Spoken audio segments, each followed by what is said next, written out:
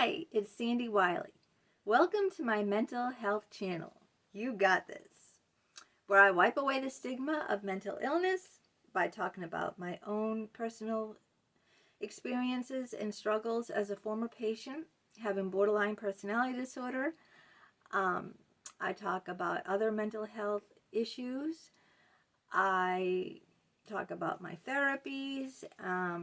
I offer inspiration and guidance from my years of experience, but I am not a licensed therapist.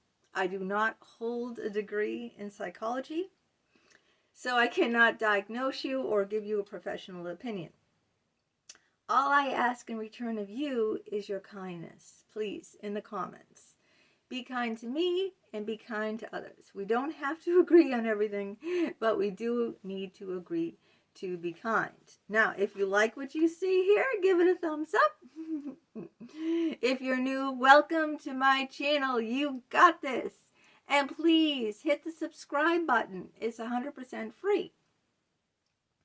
Now, today I'm going to go into a very deep and personal topic.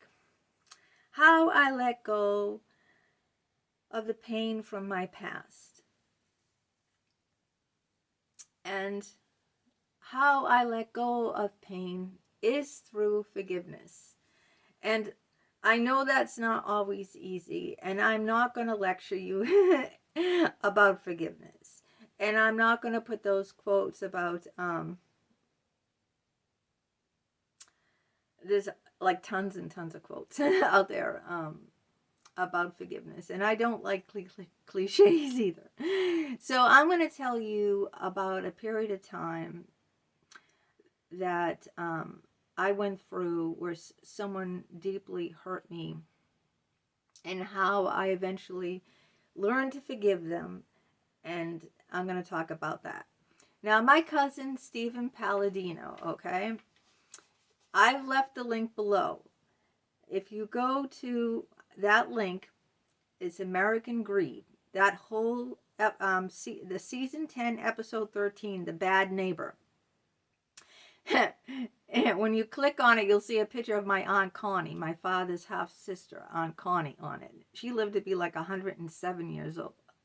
It might have been over that. She was like well into her hundreds when she died. I think it was 107. But anyway, that episode, American Greed, season 10, episode 13, The Bad Neighbor, is all about my cousin, Stephen Palladino. He got a prison sentence of 10 years for a Ponzi scheme. He was an American stockbroker, and he swindled people out of hundreds of thousands of dollars to live like a millionaire. He had his own private jet. He lived in mansions. He went on vacations, and that episode is about him. Now, what he did to me, he swindled, doctors out of their whole life savings, is he stole money from me and my dad. When my dad was dying of cancer, if you look at my other videos, my father was in McLean's Mental Institute for Schizophrenia.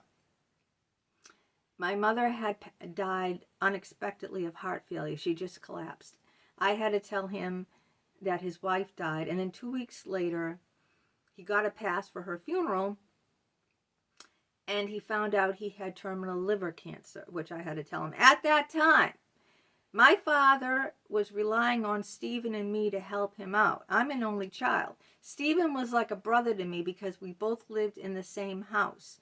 My parents owned a 2-family house. Me, my dad, and mom lived on the bottom floor, and Stephen lived with his father and his wicked stepmother and wicked stepsisters. It's like a Cinderella story, except with a man, upstairs. So, and he was only like 8 years older than me, so we were like brother and sister. I was very close to Stephen, okay? And when my father died, my father was dying. He died only 3 months after my mother. I was 38 years old. Stephen came in and he stole money from me. He stole money from my dad. I mean, so I had to get a lawyer and fight him at the time when my son was in the hospital for severe brain damage. My son lost his mind from meningitis. My parents died within 3 months of each other, okay? I later found out that he stole money from my father while he was dying of cancer. He stole money from him. He stole $35,000 from me. I called the police on him. The day of my father's funeral, he was arrested, okay? He didn't come to my father's funeral. He was arrested by the police. So, of course, you can imagine, all right, bad enough that my son is in a hospital, brain damaged. He'll never be the same again. He's an invalid. My mother died. A couple of months later, my father dies, and I love my father very much. I'm an only child. I have no one to turn to. Nada. Zero.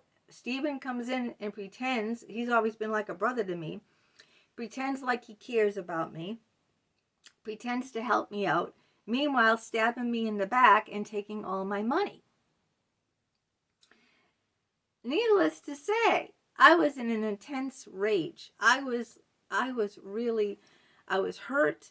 I was beyond hurt, really. How could someone do that to a person who is like a sister to them all their life, lived in the same house as them? He was my first cousin, but he was more like a brother. And when my parents died back to back, when I was the most vulnerable, came in and I got a lawyer and I got my money back. I got was $35,000. Watch the show, please. But that's not the point of this video. The point is, I was in severe, crippling pain, okay, about everything that had happened at that time. And especially the hurt around losing my dad, losing my son. Well, he was an invalid. I didn't lose him physically, but you see what I'm saying. And then having my cousin, who I trusted and loved, stab me in the back at the time I needed him the most. Most people let me down in my life at the time I need them the most. That's when they let me down. So I had nothing but severe hatred in me, okay? Forgiveness? Are you kidding me? Forgiveness? I was a prisoner, okay, of my pain. Even though my cousin was going to prison for 10 years, he was more free than I was. Even though, and I did visit him in prison. I'll talk about that next. I wrote a whole paper about it too. It's in one of my books. I forget which book it's in, but I put it in one of my books, which the links are below too. I was in a rage, and my stomach, my insides were gnawing at me, you know. They were gnawing at me. I was in a complete rage for years. For years. I had like fantasies about like the revenge on him. An eye for an eye, a tooth for a tooth. I just like, I had a fantasy of him being tied by his feet upside down over a flame. I mean, I had horrible fantasies about him because this man stole from my father when he was dying of cancer. He just lost his wife. His grandson lost his mind. He was told he only has a couple of months to live, and my cousin steals from a dying man. And my father, when he was at McLean's, he was heartbroken because he thought of Stephen as a son. You know, he never had a son. He always wanted to have a son. He just had one daughter, me. And he said, "Why isn't Stephen visiting me? I don't understand. He's like my son." He didn't give a shit. He took the money and run. Isn't that a song, Take the Money and Run? So, you know, he hurt my dad when my dad was dying. He stole from my dad when my dad was dying of cancer. He stole from me when I lost both my parents back to back, and my son was in a hospital, an invalid with severe permanent brain damage. And if someone had said, oh, you know, forgiveness and all this, I would have spit in their face. I would have spit in their face if they had said that to me, okay? So I'm not coming on telling you anything. I'm just relaying my story. But I felt like a prisoner. I felt more of a prisoner than my cousin, because why wasn't my cousin a prisoner even though he was in prison? Because he didn't give a shit, He didn't. He wasn't letting anything affect him, He didn't care. But I was letting it affect me. Years and years after it happened, I was still, chained. I was still enraged by what he did to me. That I was still imprisoned by the pain. And I felt like that. I felt like that in my gut. I felt like that in my head. My heart was like stone. I felt imprisoned by what he did. Okay, I was imprisoned by my pain. That's the truth. I got a lawyer. I got my money back. I got the $35,000 back. But I was still a prisoner of what happened, of my pain. And I kept hating him. And then, it was all over TV, all over the news on TV. I don't know. Every channel had it. The verdict that he was found guilty and that he was going to have 10 years in Cedar Junction or Walpole Prison or whatever. I don't even think it's there. I don't even think it's there anymore. So, and then when I read that verdict, I was enraged. 10 years, I thought it wasn't good enough. I thought he should, I don't know what I thought, but I was still enraged, even though he had 10 years in prison. So I looked at myself. I looked at how I was feeling. I looked at all the years that went by and how I carried this hate, like this venom inside of me. That, and I looked at how it was hurting me and how I felt ugly and how I was entrapped by the pain. The pain entrapped me. So after that, I decided to break free of it. I said, karma got him, right? Karma got him. He has to spend 10 years, at least. It was a minimum of 10 years. So karma will come around, believe me. People who hurt you, it will come around and their day will come, okay? And that's just well known, what goes around comes around. I mean, it's going to happen. He got 10 years in prison, and here I am, still feeling like a prisoner over what he did to me. So I decided, you know what? I need to let this go once and for all in my life. I need to let it go. So I decided to go visit him in prison. I was the first person who visited him in prison. The very first. He said, I didn't know who you were. I thought you were my daughter. He said, I thought you were my daughter, because no one, he said, you're the first person to visit me here. And I talked to him a little bit, and then I left. It was such an experience. I'm not going to go into visiting someone who's, it was behind glass. We had to pick up a phone to talk, like in the movies. Yeah. It was quite an experience.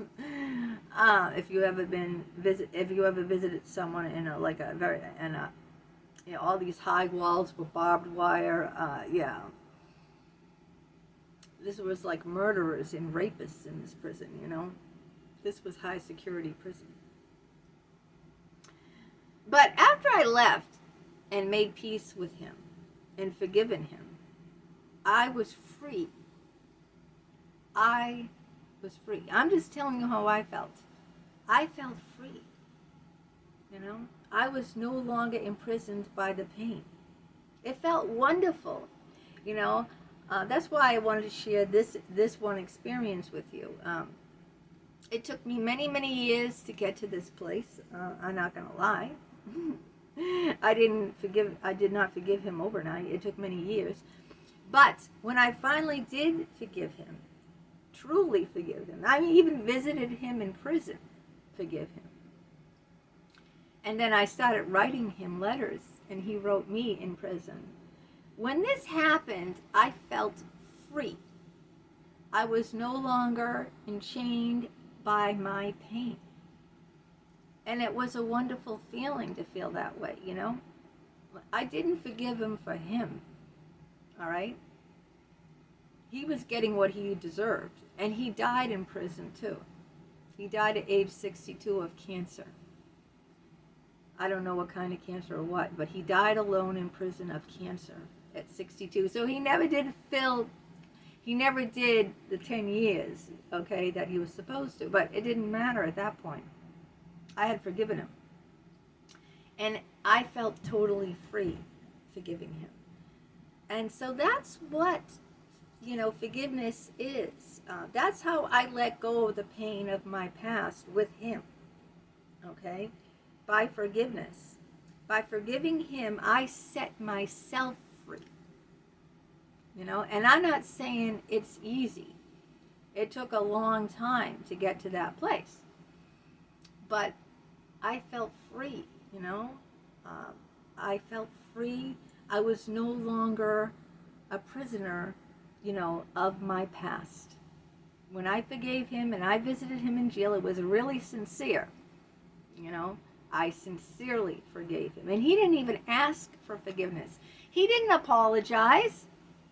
Forgiveness is not about someone apologizing. Anyone can say, I'm sorry. He never even said those words to me. Not once. Okay? Not once. He never said it. Forgiveness came from inside of me.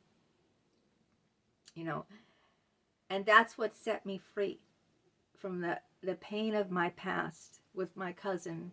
I laid it to rest once and for all.